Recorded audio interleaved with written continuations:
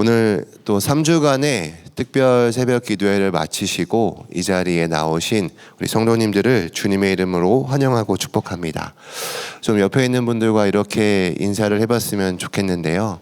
아까 밥 먹자고도 인사했으니까 좀 서로 바라보시고 덜 피곤해 보이시는 분이 더 피곤해 보이는 분 어깨를 주무르시면서 오늘 잘 오셨습니다 라고 인사해 보도록 하겠습니다.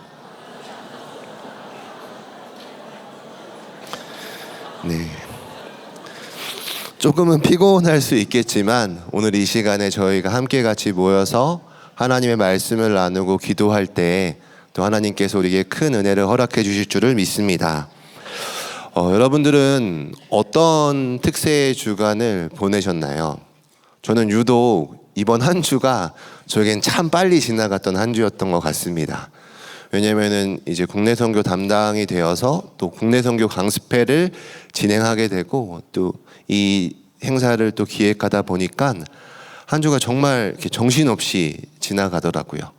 그리고 어느덧 특세가 끝나게 되고 또 이제 이 국내 선교를 기도하게 되는 이제 이 국내 선교 기도회 시간이 되었습니다. 시간이 정말 빨리 지나가게 되었는데요. 이제 국내 선교 기도회를 앞두고 또 말씀을 준비하고 묵상하는 가운데 이 사역을 시작하기에 맨 처음의 시점으로 돌아가게 되더라고요. 그래서 그 시점이 언제였냐면 예스3일과 함께 이 국내 선교를 위해서 인터뷰를 했던 시점입니다.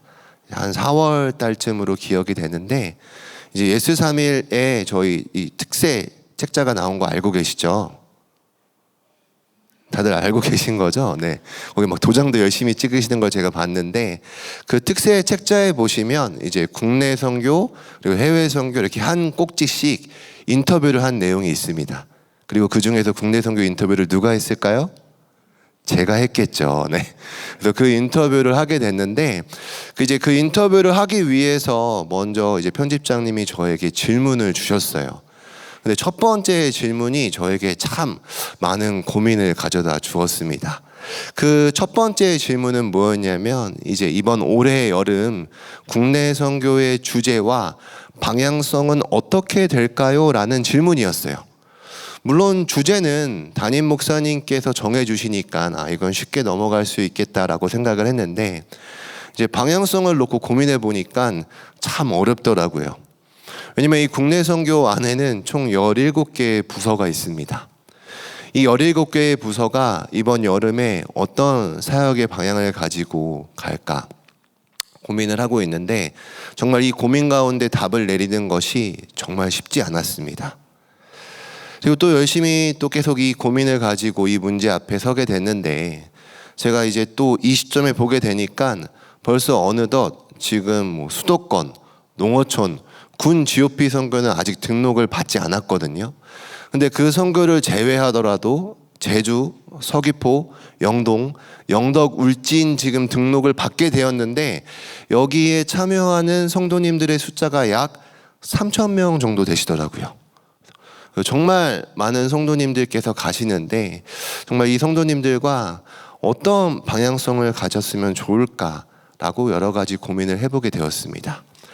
근데 그 고민을 하던 중에 이제 제 안에 떠올랐던 질문은 사실 국내 선교에 이제 어려운 부분들이 있다면 또 특별히 아까 제가 언급했던 그 선교는 저희가 목양 조직으로 같이 갑니다.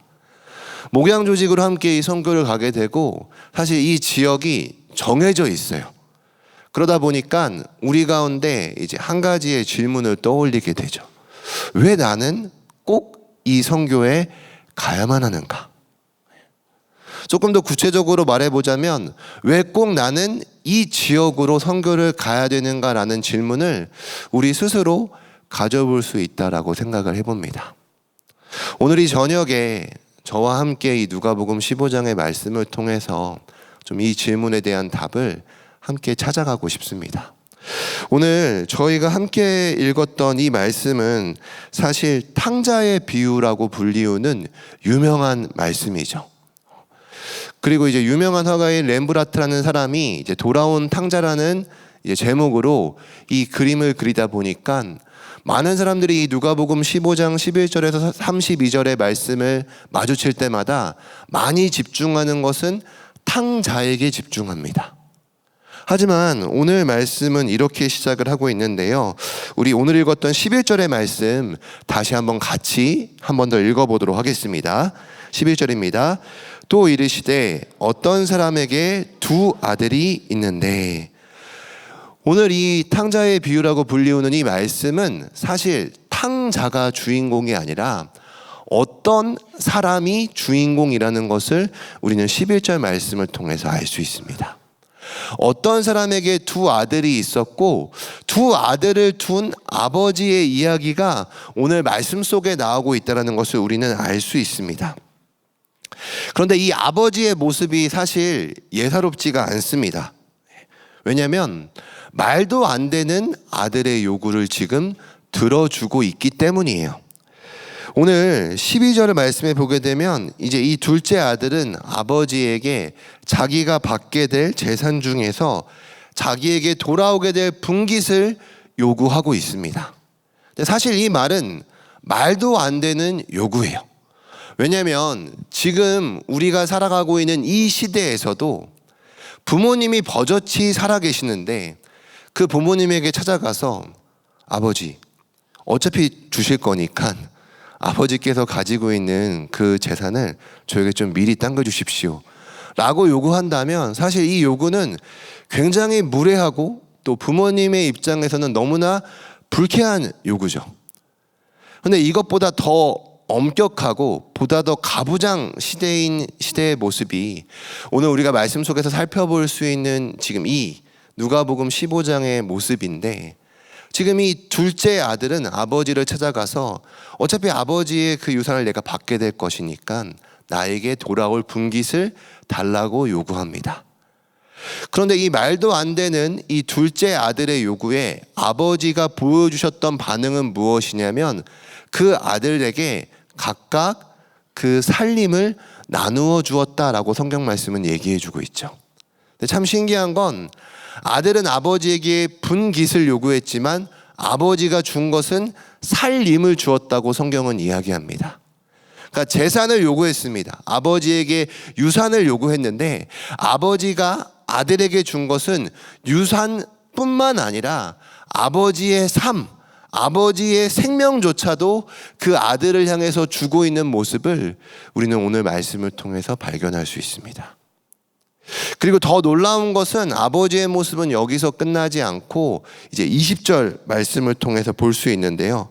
우리 한번 다 같이 20절의 말씀 같이 읽어보도록 하겠습니다. 20절입니다. 이에 일어나서 아버지께로 돌아가니라. 아직도 거리가 먼데 아버지가 그를 보고 측은히 여겨 달려가 목을 안고 입을 맞추니. 이 장면이 지금 어떤 모습이냐면 둘째 아들이 아버지의 지금 이 재산을 받아서 유산을 받아서 이 재산을 가지고 다 허랑방탕하게 씁니다. 다 날려버렸어요. 그리고 결국에는 정말 처참한 상태가 돼서 야, 내가 더 이상 이 상태에 있으면 안 되겠다.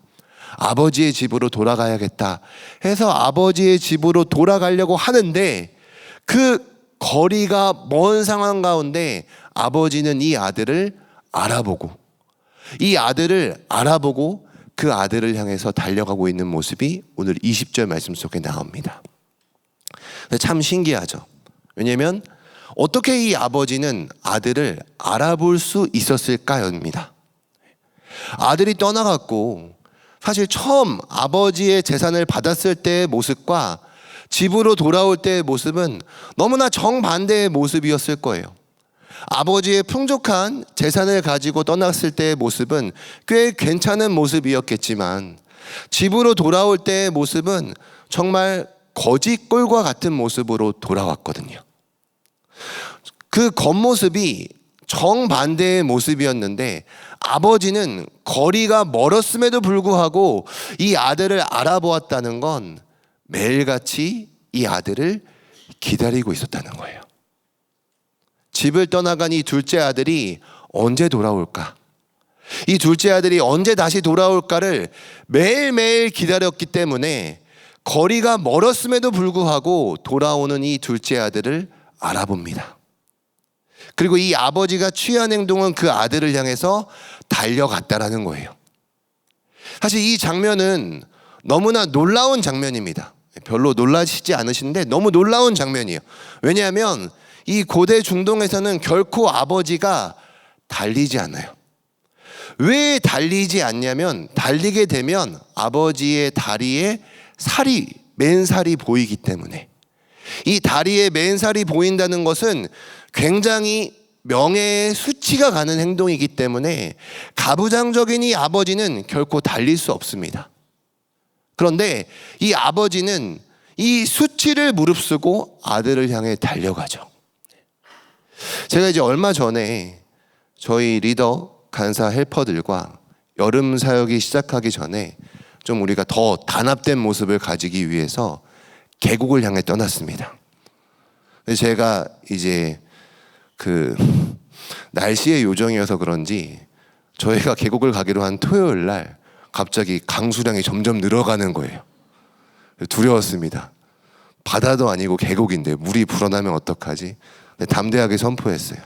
우린 갈 수 있다. 하나님이 허락해 주시면 우린 그 계곡으로 갈 수 있다 하고 정말 간절히 기도했는데 점점 날씨가 바뀌더니 토요일에 날씨가 점점 좋아지는 거예요. 출발할 때는 구름이 좀 끼고 흐린 날씨였지만 저희가 계곡에 도착할 때쯤에는 해가 뜨고 너무 좋은 날씨였습니다. 그래서 이제 가지고 온 음식들을 그 계곡에서 이제 맛있게 먹고 이제 물에 들어가서 놀기를 시작했어요. 어떤 한 리더가 이제 다른 리더에게 좀 장난을 치고 싶었는지 그 리더를 향해서 갑자기 계곡에서 달리기를 시작하는 거예요. 근데 앞불사 싶었는데 갑자기 이 계곡에 엄청난 소리와 함께 이 리더가 넘어지게 됐습니다. 그래서 딱 이 얘기만 들어도 막 다 하지, 막 인상이 막 찌푸려, 막 이러시는데, 근데 이 리더가 모두를 향해 한마디를 외쳤어요. 뭐라고 외쳤냐면, 제발 저를 쳐다봐 주지 마세요. 네. 제가 봤을 때 진짜 아팠을 것 같았거든요. 소리가 너무 컸고 아팠을 것 같았는데 이 리더가 제발 저를 쳐다봐 주지 마세요 라고 외치더라고요. 왜 그러냐면 사실 우리나라도 굉장히 이 명예의 문화가 있잖아요. 그래서 심지어 제가 청소년부 예전에 사역을 했을 때 많이 들었던 얘기는 저희 중고등학생들은 자동차도 이깁니다. 왜냐하면 교통사고가 나서 자동차와 부딪히면 아파야 정상인데 제일 먼저 하는 말이 너무 아파가 아니라 쪽팔려 라고 말하면서 도망간다라는 거예요. 우리나라도 굉장히 명예의 문화가 발달되어 있죠. 자존심의 문화, 이 명예의 문화가 굉장히 발달되어 있는데 이것보다 더 발달된 곳이 어디냐면 바로 이 이스라엘이에요. 굉장히 명예로움을 추구하고 이 명예의 수치가 가는 행동은 결코 하지 않은 민족이 이 이스라엘 민족인데, 그렇다면 아버지는 그 당시에 맨살을 보이고 달려간다는 일은 결코 있을 수 없는 일이에요. 이 아버지의 명예에 수치가 가는 일이니까 결코 이 일을 행할 수가 없죠. 그런데 아버지는 자신의 그 수치를 다 감당하며 지금 거짓골이 된 그 아들을 향해서 달려갑니다. 바로 이 모습이 우리가 알고 있는 복음이죠. 복음이 무엇입니까? 복음은 하나님께서 우리에게 행하신 기쁨의 소식입니다. 그럼 하나님께서 우리에게 행하신 일이 무엇입니까? 그 어떠한 것보다 가장 큰 이 놀라운 사랑을 우리에게 허락해 주신 거예요. 근데 이 사랑을 어느 정도로 주셨냐면 오히려 낭비하는 것처럼 보일 만큼 정말 하나님께서 모든 것을 다 쏟아부어서 사랑을 베풀어 주시는 것, 그 놀라운 사랑을 허락해 주시는 것, 그것이 바로 복음이지 않습니까? 이번 여름 이 선교에 가기 전 우리에게 가장 회복돼야 될 것이 있다면 그것은 바로 이 아버지께서 우리에게 베풀어 주신 남김없는 이 사랑, 이 복음이 우리에게 회복되어야 될 줄을 믿습니다. 이 복음을 회복하시고 선교지로 나아갈 수 있는 저와 여러분들이 될 수 있기를 주님의 이름으로 간절히 축원합니다. 아버지는 이 모습을 보여줬다면 반대로 오늘 말씀 속에서 아들들은 정반대의 모습을 보여줍니다. 정말 문제투성이인 아들들의 모습을 우리는 말씀을 통해 살펴볼 수 있죠. 첫 번째로 살펴볼 수 있는 아들의 모습은 둘째 아들의 모습입니다. 아까도 이야기했듯이 이 둘째 아들은 아버지가 살아계신데도 불구하고 아버지에게 재산을 요구합니다. 아버지에게 분깃을 요구해요. 그리고 그것뿐만 아니라 아버지를 멀리 떠나서 생활을 하기 시작하는데, 성경 말씀을 읽어보게 되면 이 둘째 아들의 처지의 모습이 거의 연속된 3콤보의 모습으로 점점점 안 좋아지는 걸 볼 수 있습니다. 자기가 가지고 있는 재산을 다 허랑방탕하게 날려버려요. 그래서 어떻게 되냐면 결국에는 이웃 나라의 사람의 손에 붙들려 사는 인생이 됩니다. 이스라엘 사람들은 이방 민족을 좋아하지 않습니다. 이방 민족을 굉장히 부정한 사람들, 불결한 사람으로 여겨요. 그런데 그런 이스라엘 민족인 이 둘째 아들이 이방 민족의 사람에게 붙들려서 일을 한다는 건 지금 이 사람의 상태가, 이 사람의 상황이 굉장히 안 좋다는 것을 보여주죠. 그런데 거기서 멈추지 않습니다. 이 이방 사람의 손에 붙들려서 일을 하기 시작하는데 하고 있는 일이 무엇이었냐면 바로 돼지를 돌보는 일을 해요. 율법상 불결한 짐승에 속하는 짐승은 바로 이 돼지입니다. 그래서 이스라엘 사람들은 실제로 돼지고기를 먹지 않죠. 왜냐하면 부정한 짐승이니까, 불결한 짐승이니까. 그런데 지금 이 사람이 이 불결한 짐승, 가까이 하면 안 되는 부정한 짐승인 돼지를 돌보는 일을 하게 된 거예요. 정말 처참한 상태에 처하게 됐죠. 근데 여기서 이제 마지막 더 처참한 것은 무엇이냐면 돼지조차 먹는 쥐염 열매를 먹을 수가 없어서 굶주려 있는 정말 가장 비참한 상태, 가장 안타까운 상태에 이 둘째 아들이 처하게 됩니다. 그렇다면 왜 둘째 아들은 지금 이런 상황에 처하게 되었을까? 재산을 다 날려버렸기 때문에 둘째 아들은 이런 상황에 처해졌을까요? 그렇다면 반대로 이 둘째 아들이 재산을 다 날려버린 것이 아니라 오히려 아버지께 받은 재산을 가지고 더 이 재산을 불리고 풍족해지면 이 둘째 아들의 삶은 괜찮았을까요? 그렇지 않습니다. 이 둘째 아들의 가장 큰 문제는 무엇이었냐면 바로 아버지를 떠난 것 가운데 있었던 것입니다. 재산을 날려버리고 거지가 되고 더 이상 아무것도 먹을 수 없는 굶주린 상태에 처한 것이 가장 비참한 것이 아니라 둘째 아들의 가장 큰 문제는 함께 있어야 될 아버지로부터 떠났기 때문에, 그 아버지로부터 멀리 떠났기 때문에 이 둘째 아들은 비참한 상태에 처하게 되었습니다. 반면에 그럼 첫째 아들은 어땠을까요? 오늘 말씀 속에서 이제 등장하는 첫째 아들은 이 둘째 아들이 돌아왔을 때 집에 벌어진 그 파티를 바라보며 이상하게 여깁니다. 갑자기 이게 집에 무슨 일이 일어난 거지? 그리고 종을 한 명 불러요. 야, 도대체 무슨 일이 일어난 거냐? 자, 이 종이 첫째 아들에게 얘기하죠. 당신의 동생이 집으로 돌아왔습니다. 그리고 당신의 아버지께서 너무나 기뻐한 나머지 이 집에서 지금 파티가 벌어지고 있습니다. 그러자 첫째 아들이 보인 반응이 무엇입니까? 우리 다 함께 28절의 말씀을 읽어보도록 하겠습니다. 함께 같이 읽겠습니다. 28절 시작. 그가 노하여 들어가고자 하지 아니하거늘 아버지가 나와서 권한대. 첫째 아들이 집에 들어가질 않아요. 자신의 화로 인해서, 자신의 화로 인해서 집에 들어가지 않습니다. 오히려 아버지가 그런 첫째 아들을 찾아와서 권하지만 그 아들은 집에 들어가지 않습니다. 그리고 29절 말씀에 보게 되면 우리말 성경에는 번역되어 있지는 않지만 여기에는 너무나 중요한 접속사가 들어가 있는데 그 접속사가 뭐냐면 이것 좀 보세요. 아버지, 이것 좀 봐보라니까요 하고 따집니다.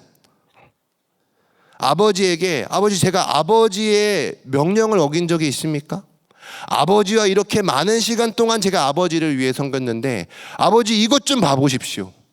저를 위해서 해주신 것은 무엇입니까? 그런데 왜 저 재산을 다 날려버린 동생도 아니라 이 아들을 위해서 이런 파티를 벌이고 있는 겁니까? 라고 아주 무례하게 아버지에게 따지고 있는 모습을 보여줍니다. 결국 첫째 아들 역시도 아버지와 함께하지 않습니다. 그가 보여주는 겉모습은 항상 아버지의 곁에 있었고 아버지의 명령을 따르고 지키는 것처럼 보였지만 그는 정작 함께 있어야 될 아버지의 기쁨의 자리에 함께하지 않습니다. 종은 당신의 동생이 돌아왔다고 얘기하지만 오히려 그는 아버지의 아들, 이 아들이 돌아왔다라고 이야기합니다. 아버지의 기쁨보다는 자신의 기준과 자신의 의로움을 이야기하고 있습니다. 아버지의 곁에 있는 것처럼 보였지만 그의 마음은 아버지와 함께하지 않았습니다. 그는 아버지의 명령을 지키는 것 같았지만 아버지의 마음을 이해하지 못했습니다. 결국 함께하는 듯 하였지만 아버지와 함께하지 않고 있습니다. 오늘 말씀 속에 이 두 아들의 모습은 서로 너무 다릅니다. 둘째 아들은 아버지를 멀리 떠나서 자기가 하고 싶은 대로 살아가는 모습, 아버지를 멀리 떠나서 자기가 원하는 대로 살아가는 모습을 보여주고 있다면, 첫째 아들은 아버지의 곁에 있고 아버지의 명령을 지키는 것처럼 보였지만 결국에는 아버지와 함께하는 것이 아니라 자기의 마음대로, 자기의 기준대로, 자기의 뜻대로 아버지와 함께하지 않습니다. 오늘 예수님께서 이 비유를 하신 이유가 오늘 15장 1절과 2절 말씀에 나오고 있는데요. 15장 1절과 2절 말씀을 제가 읽어드리겠습니다. 모든 세리와 죄인들의 말씀을 들으러 가까이 나아오니 바리새인과 서기관들이 수군거려 이르되 이 사람이 죄인을 영접하고 음식을 같이 먹는다 하더라.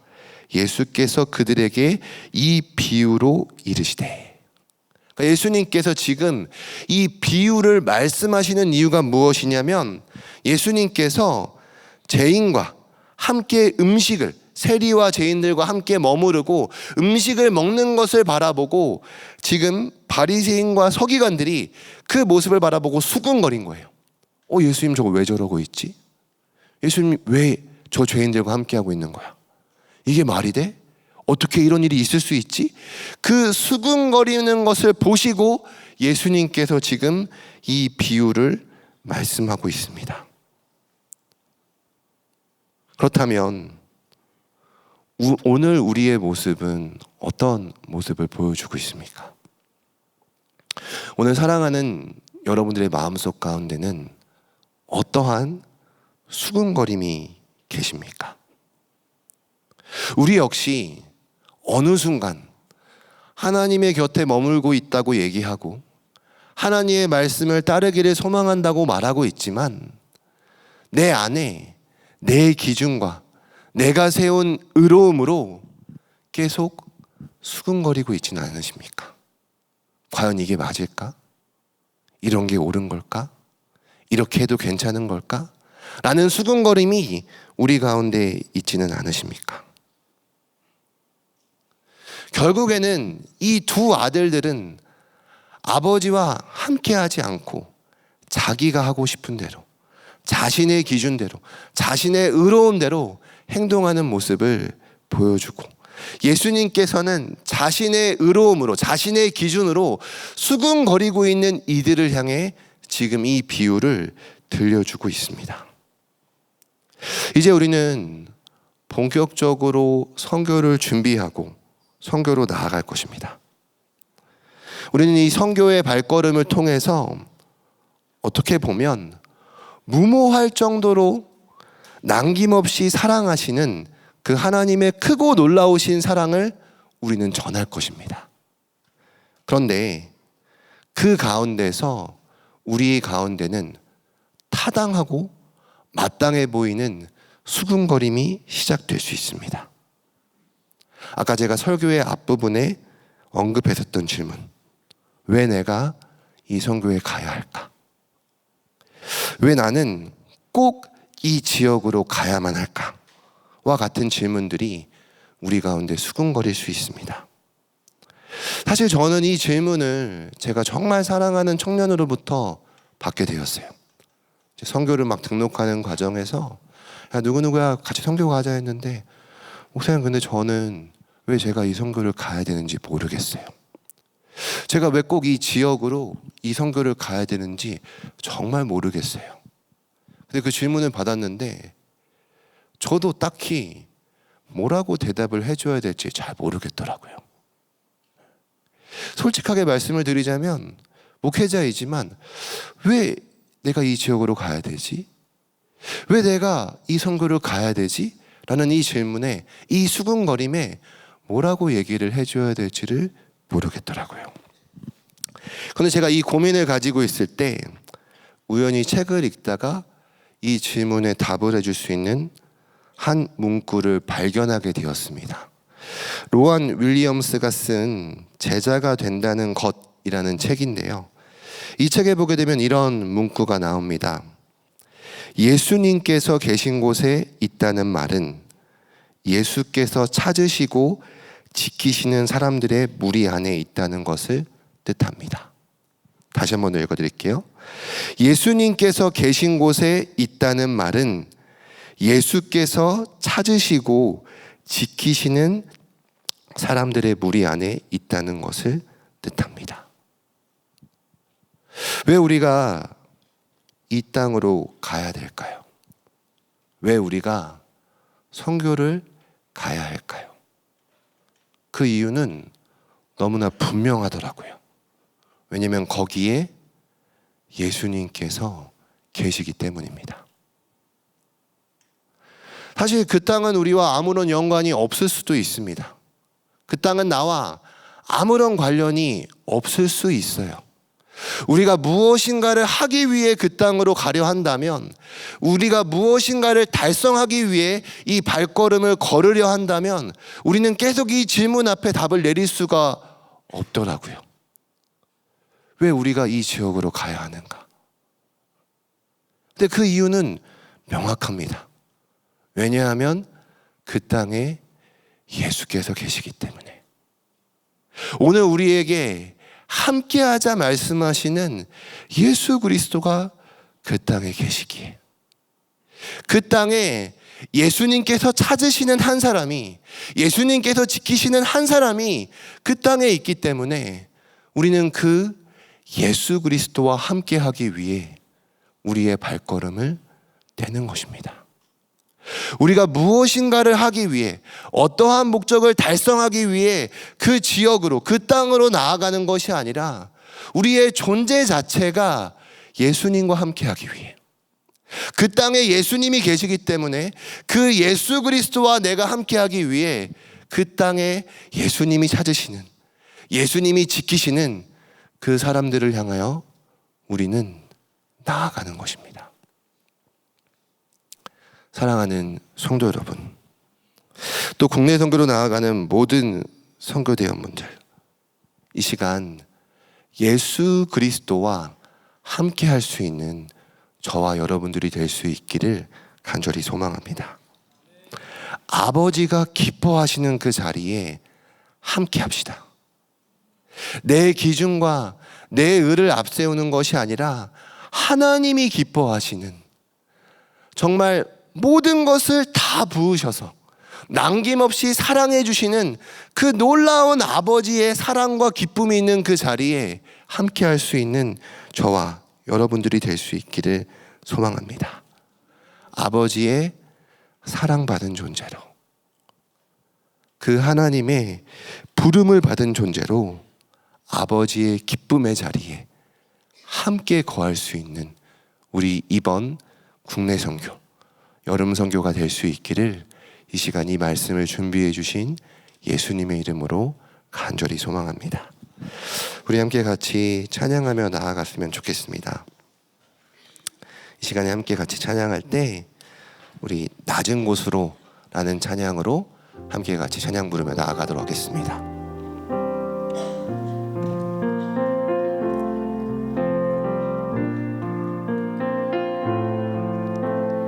함께 같이 고백합시다. 우리의 섬김이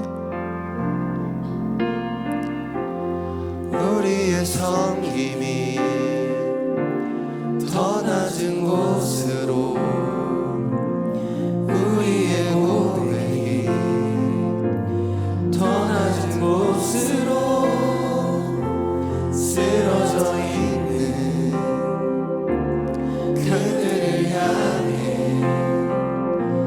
당신이 그들 더 낮은 곳으로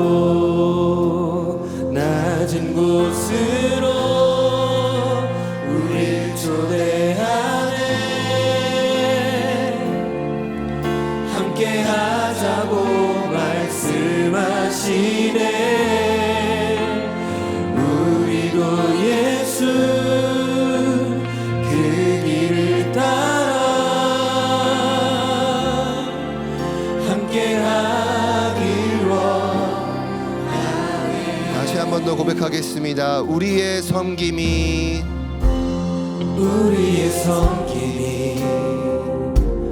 더 낮은 곳으로 우리의 고백이 더 낮은 곳으로 쓰러져 있는 그들을 향해 당신이 그들을 더 낮은 곳으로